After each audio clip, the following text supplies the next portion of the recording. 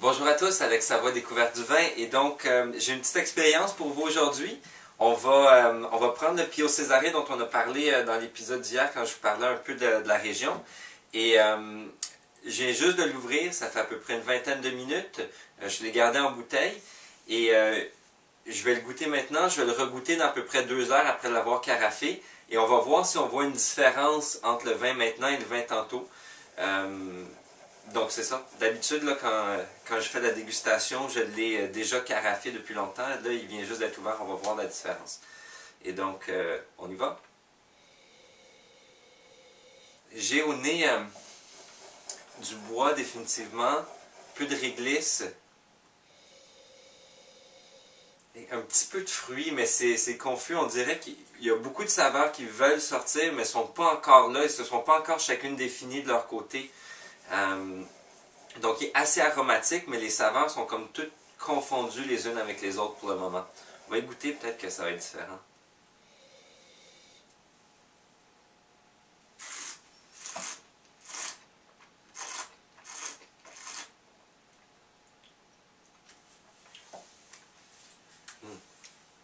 La finale est super intéressante, mais l'attaque initiale en bouche, pas beaucoup de fruits, peut-être un petit peu de cerise sûre, c'est assez sûr au début.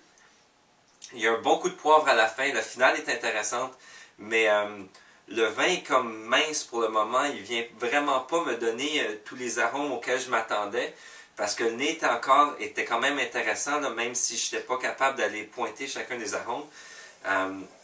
Donc en bouche c'est assez intéressant, mais j'ai l'impression que tantôt ça va nous donner plus. On va voir, donc je vois dans 2 secondes et moi ça va faire 2 heures là, que le vin est ouvert.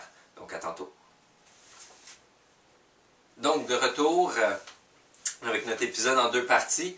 Et donc j'avais oublié ma carafe en fin de semaine chez un ami, donc j'en avais pas, mais je me suis versé un petit peu de vin il y a 2 heures, donc ça fait 2 heures qu'il respire. Et on va voir si on peut voir une différence remarquable ou intéressante.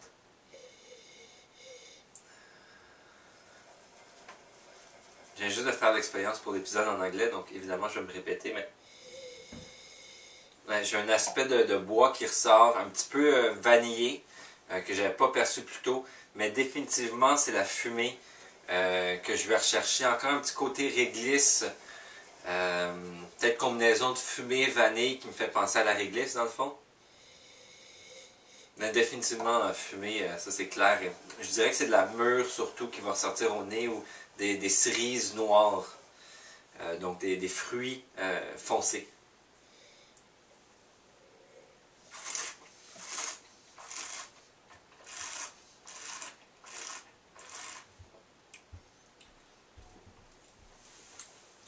Définitivement un meilleur feeling en bouche que plus tôt.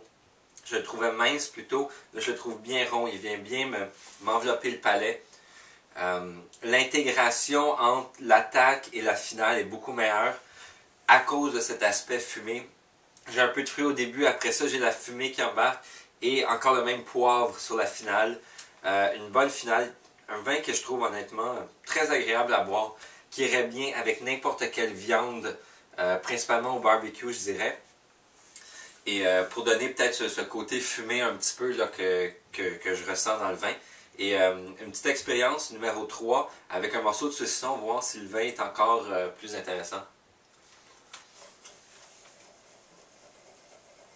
Donc,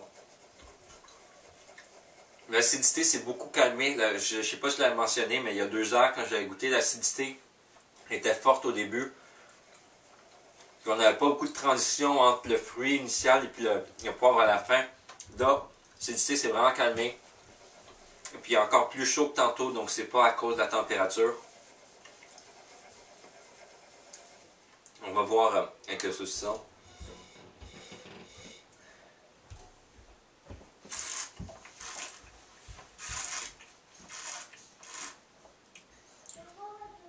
Encore plus agréable en bouche. Définitivement, si vous pouvez mettre la main sur une bouteille ou 2 de ça, il est prêt à boire maintenant. On le laisse respirer 2 heures, puis il est très bon. Idéalement avec viande rouge au barbecue.